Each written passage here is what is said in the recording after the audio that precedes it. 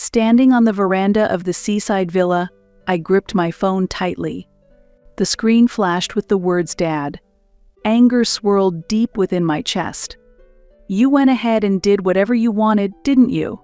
I said, my voice trembling. On the other end of the line, I could hear the breathing of my father, Daniel. "Margaret, I thought you'd understand. Diana needs money. If we don't pay off the debt, well, it's only natural for family to help each other." At his words, I let out a bitter smile. Ah, the usual family card. I am Margaret Moore. My parents, who adored my 2 years younger sister, Diana, had always been like this. My earliest memory was of my 5th birthday. I was overjoyed when my parents gifted me the red bicycle I had been dreaming of. But that happiness didn't last long. Diana took an interest in the bike and soon claimed it as her own. Diana wants it, doesn't she? You're the big sister, so let her have it. In the end, the bike became Diana's. My small protest, but it was my birthday present, fell on deaf ears. When I entered elementary school, the same thing happened. The pencil case I received as a gift for starting school caught Diana's eye. Eventually, I was made to switch to a different one. "Diana is still young, so she wants what you have," my mother explained, always giving in to Diana's demands. Extracurricular activities were also all about Diana. When I expressed my desire to take swimming lessons, my parents immediately shut it down. "We're spending money on Diana's piano lessons?" Besides, Diana would feel lonely on her own. For Diana's activities, piano, ballet, painting, money was no object. Meanwhile, I wasn't allowed to do anything outside of school clubs. Whenever I finished my homework and wanted to go out to play, I was told, "Help Diana with her studies." Both of our parents attended Diana's school events, but when it came to mine, they always said, "We are too busy at work." Even when I came in first in a race during sports day, no one noticed because Diana had fallen and was crying. During an open school day, I gave a speech as class president, but my parents skipped it to attend Diana's event.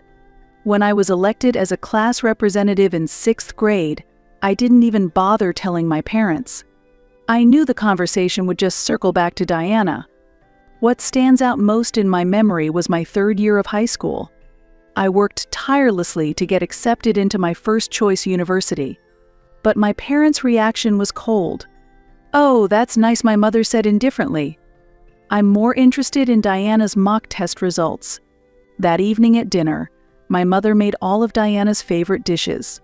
It was supposed to be a celebration of my achievement, but every topic revolved around Diana. No one shared in my efforts or joy.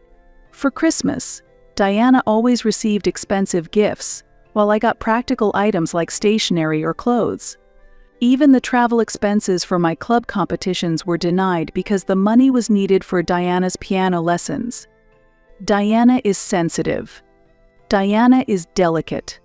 By the time I entered university, I had completely given up on my relationship with my family. It was during this time that I met Ken in the windsurfing club. I was a freshman and a total beginner, constantly at the mercy of the waves. Ken, on the other hand, was older than me and the captain of the club. On the first day of practice, I was thrown into the sea countless times.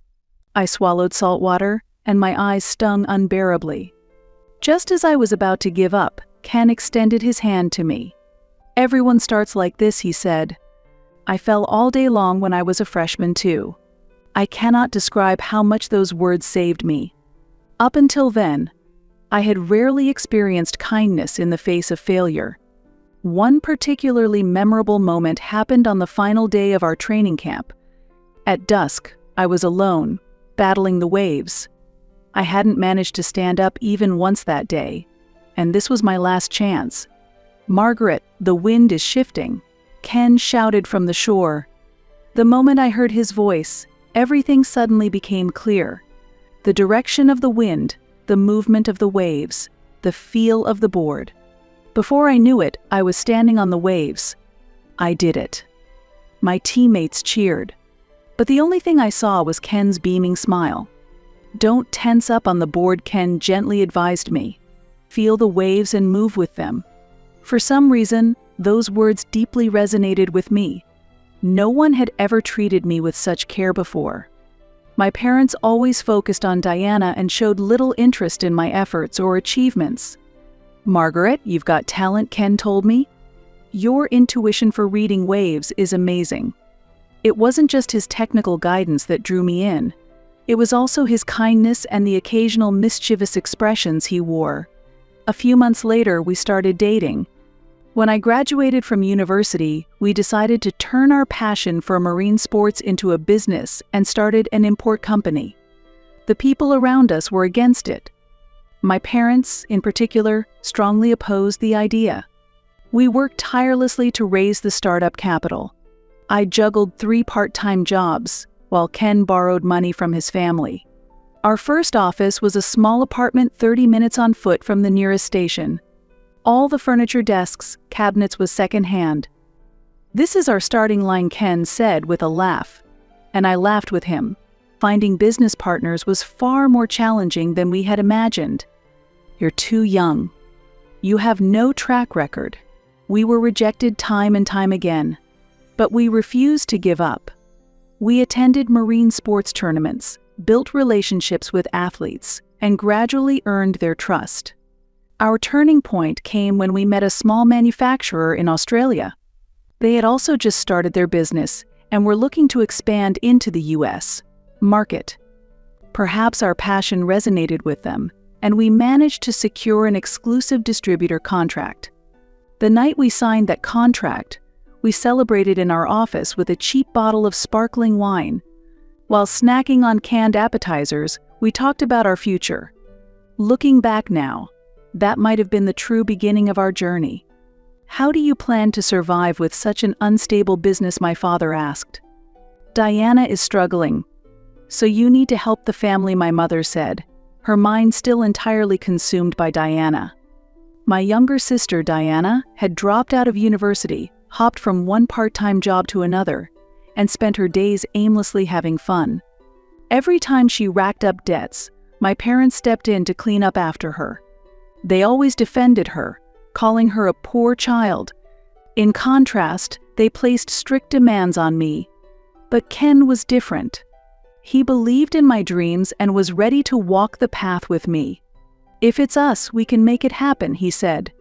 With those words in my heart, we took one step at a time to grow our company. The business, which began in a small warehouse, is now recognized within the industry. And 5 years ago, we finally achieved our dream of owning a vacation home. We found this property shortly after we began searching. Perched on a hill surrounded by trees, it offered a breathtaking view of the ocean that instantly captivated us. "This is the one," Ken said, and I was thinking the same thing. My parents opposed it again. "It's unnecessary to spend so much money on such a luxury," they said. But their disapproval wasn't just about the expense. They still hadn't fully accepted my work. However, that didn't matter to me. This was the proof of the dream Ken and I had built together. On our first night at the vacation home, we sat on the deck, gazing at the starry sky. As we listened to the sound of the waves, Ken held my hand. "Margaret, let's grow old together here." Those words still warm my heart today. But everything started to crumble with a single phone call from my father. It was the morning of the second day after I returned from a business trip to Southeast Asia. I was visiting the vacation home. "Margaret, I need to talk to you," my father said, his tone carrying a hint of forced confidence. "Did something happen?" I asked casually. At that moment, I had no idea I was about to be pulled back to harsh reality in such a way. "It's about your vacation home," my father began. His words immediately gave me a sense of unease. "The vacation home? What about it?" "I've already sold it. The ownership transfer will take place next month." For a moment, I couldn't grasp the meaning of his words. "Sale? Transfer? Our precious vacation home? What are you talking about?" My voice trembled. "Diana is in trouble. She failed at an investment and now has $200,000 in debt, my father explained, his tone sounding like an excuse. And what does that have to do with our vacation home? Anger burned hot in my chest. Margaret, I thought you'd understand.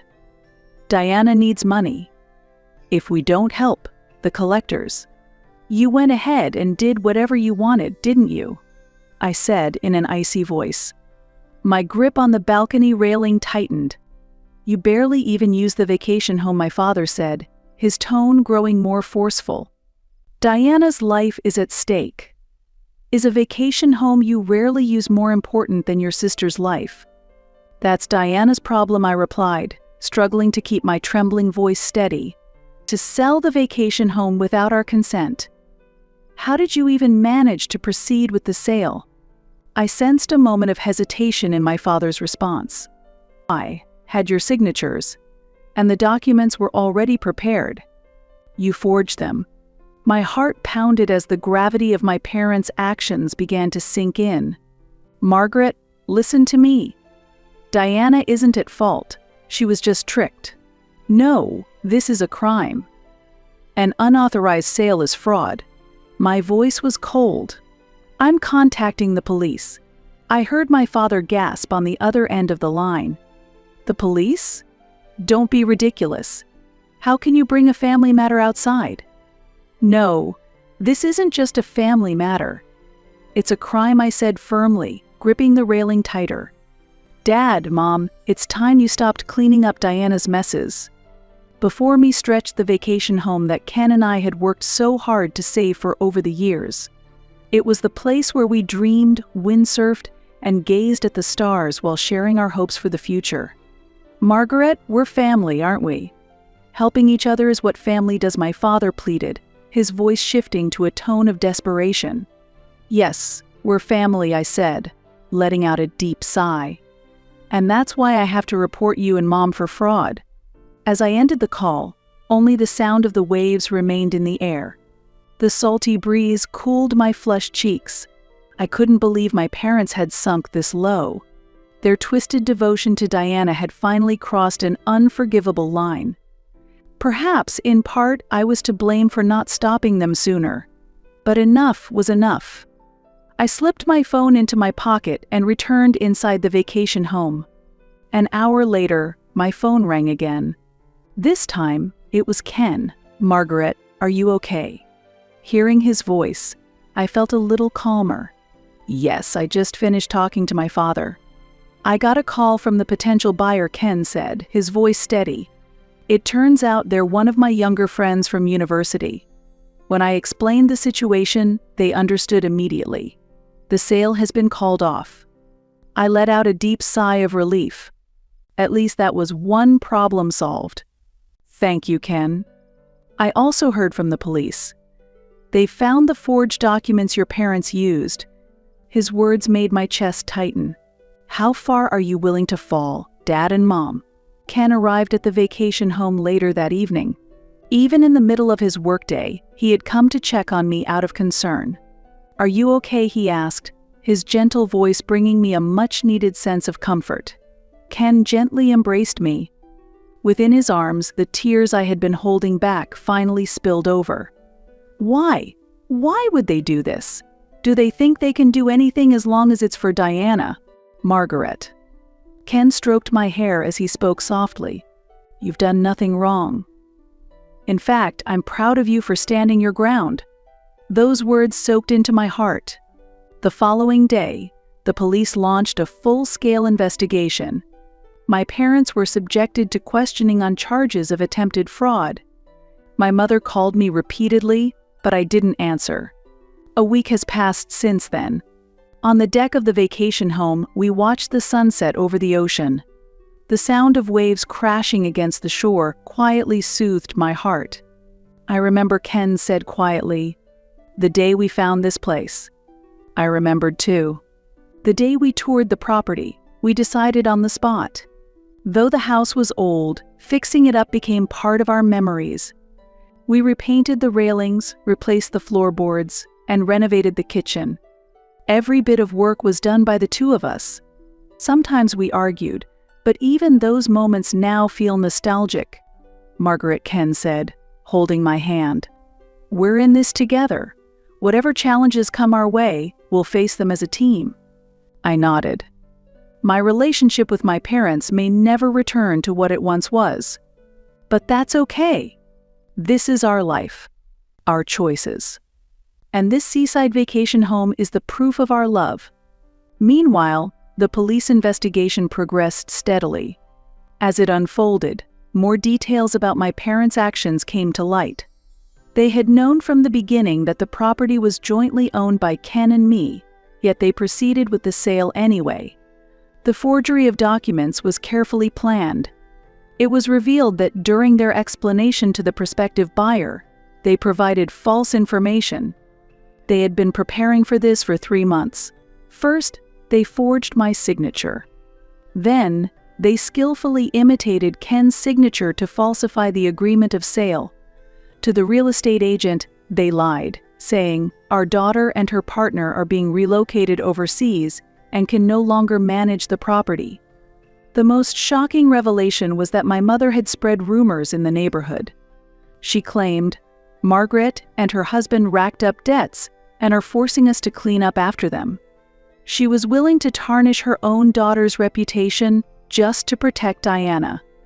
Diana got involved in a fraudulent investment scheme my mother reportedly confessed tearfully during the police questioning. It was supposed to be just $10,000 at first, but before we knew it, it had become $200,000. My parents had drained their savings and sold off land to cover the debt. Even that wasn't enough, so they tried to sell our vacation home to make up the difference. Diana isn't to blame, my mother insisted during questioning. She was just tricked. She's not as smart as Margaret. It was said that even the officer conducting the interrogation was left speechless by her words. My emotions were complicated.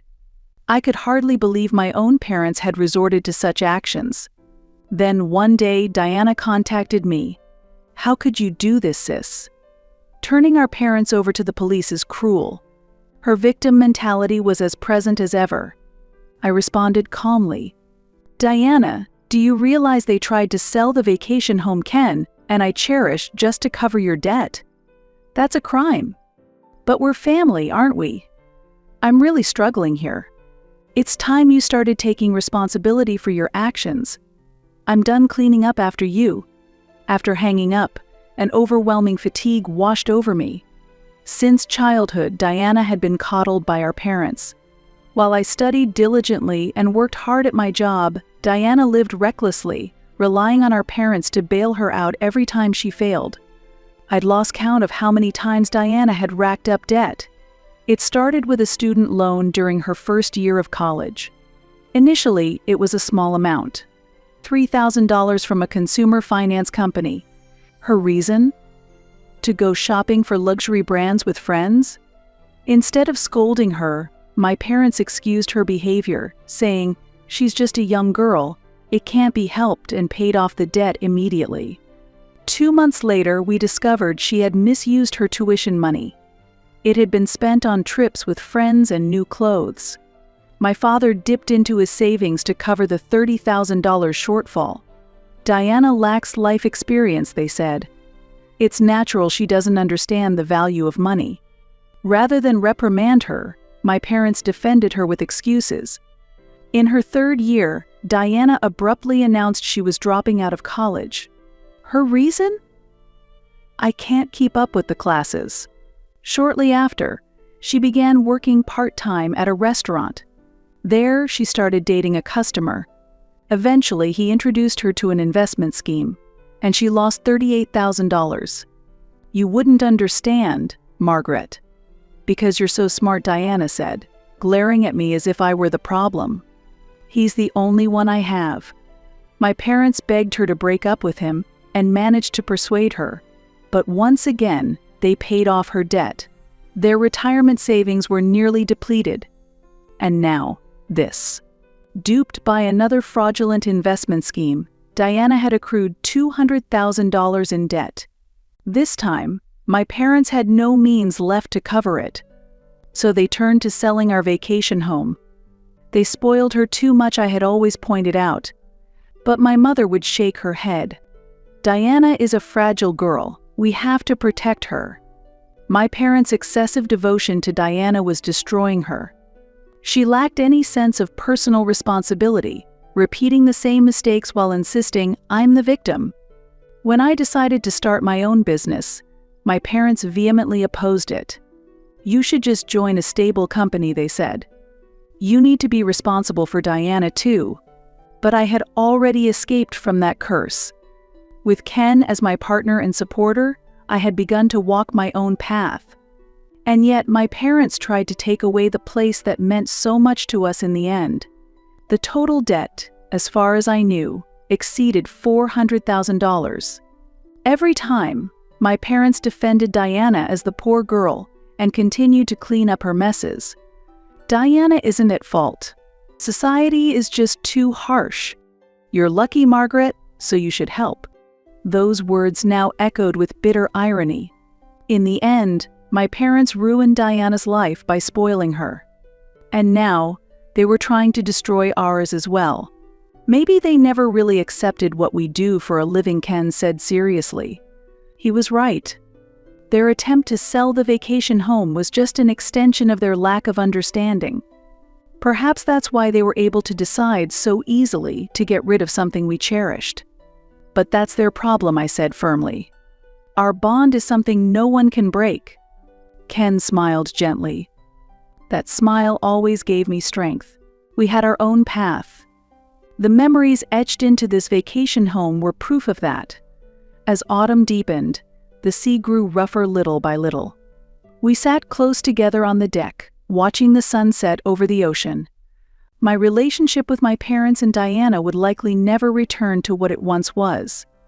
But that was my choice. The final report from the police arrived with the onset of winter. My parents were prosecuted and received a suspended sentence.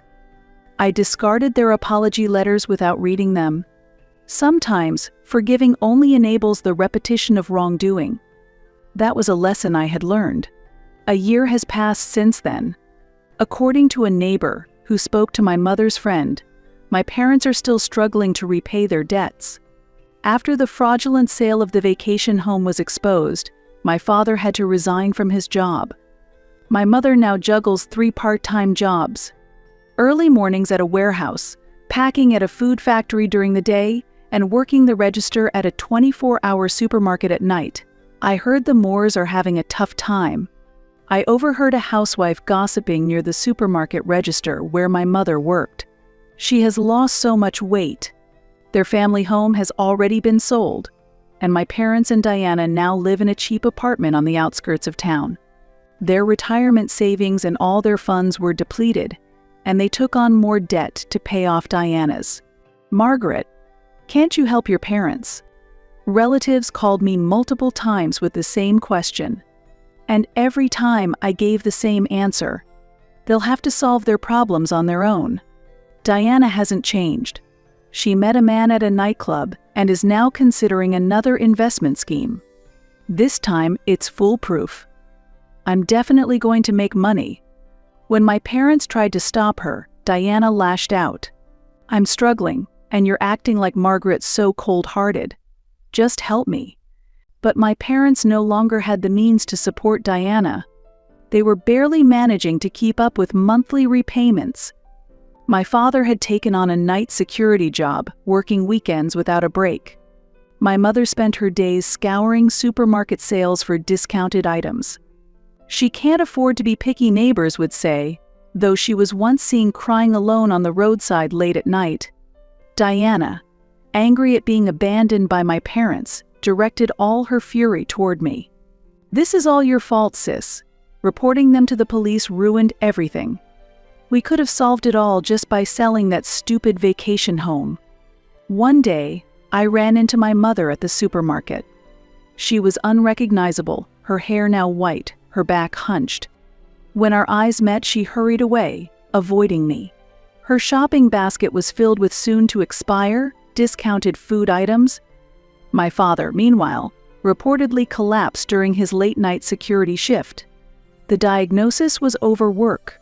Still, he returned to work without rest, knowing that if they fell behind on payments, the collection calls would never stop. At the end of the year, I received an email from Diana. "Margaret, lend me $50,000. I promise I can turn everything around with it." She had maxed out her consumer loans. Her credit cards were unusable. There was no one left, friends or acquaintances she could borrow from. Cornered, Diana was turning to me for help. I didn't reply.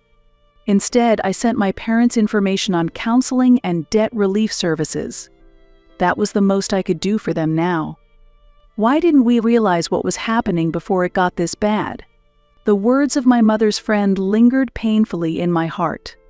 But this was the path my parents had chosen. Their blind devotion to Diana had ultimately brought the entire family to ruin. I sighed deeply as I gazed out at the ocean at night. Ken came up behind me and gently placed his arms around my shoulders. "You're not at fault," he said. I nodded quietly at his words. I had made the right choice. It was a painful, but necessary decision. "I've been thinking," Ken said, his expression serious. "What if we use this vacation home as a venue for charity events?" Charity. Yes. Let's give underprivileged kids the chance to experience marine sports. I was deeply moved by his suggestion. Having experienced the loneliness of being misunderstood by my own family, I wanted to support children who felt the same isolation. "That's a wonderful idea," I said. Ken continued, "Your parents saw this place as nothing more than a piece of real estate. But to us, it's a place of dreams. If we could share that dream with others." I took his hand in mine. Ken always understood the deepest corners of my heart. "Let's do it," I said with determination. We changed into our wetsuits. Riding the waves, I felt a pure sense of happiness. Yes, my relationship with my biological family was lost. But I had chosen my path. And that choice wasn't a mistake. Listening to the sound of the waves, we looked toward the future. This vacation home will continue to nurture our dreams. And now, it will also become a place of hope for others pursuing dreams of their own.